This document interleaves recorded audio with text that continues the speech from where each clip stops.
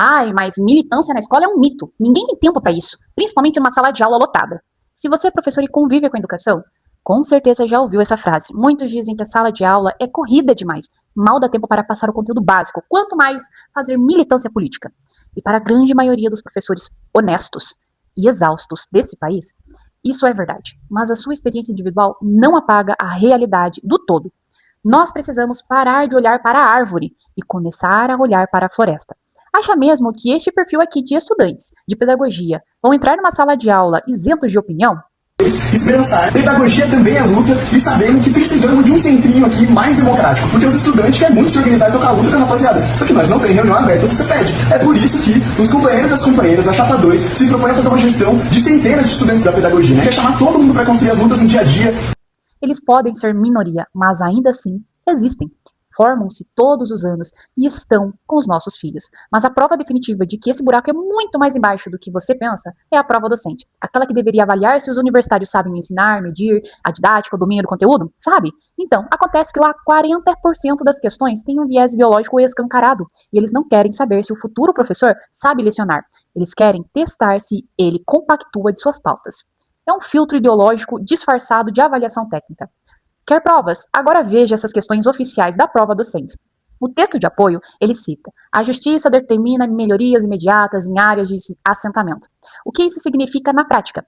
Assentamentos são escolas em áreas rurais, e isso inclui diretamente o MST. O sistema ele quer que o futuro professor apoie esse modelo. E como chegamos a esse ponto? Como a educação deixou de ser sobre ensinar a pensar para ser sobre o que pensar. Para entender isso, precisamos falar de Paulo Freire.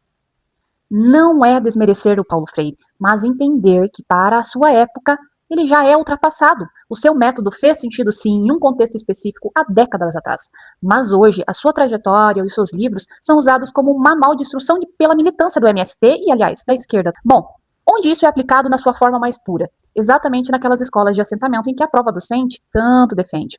O que essas escolas do MST estão ensinando para as crianças, aliás, melhor dizendo, militando? Veja.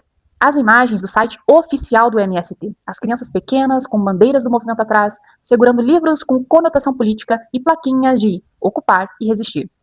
Mas me diz a verdade, isso é ou não é militância escancarada dentro da escola? E se fosse uma bandeira do Brasil ao fundo, crianças cantando o hino nacional, o que seria? Eles usam da educação popular para transformar a sala de aula em um palanque. E o mais assustador é o sistema validar esse tipo de visão e na avaliação docente como diretriz oficial para os novos professores do nosso país. Entenda de uma vez, isso não é uma crítica a si, você professor que é sério, que realmente é comprometido com a educação. É sobre um sistema que encontrou na educação uma receita fácil para se manter no poder.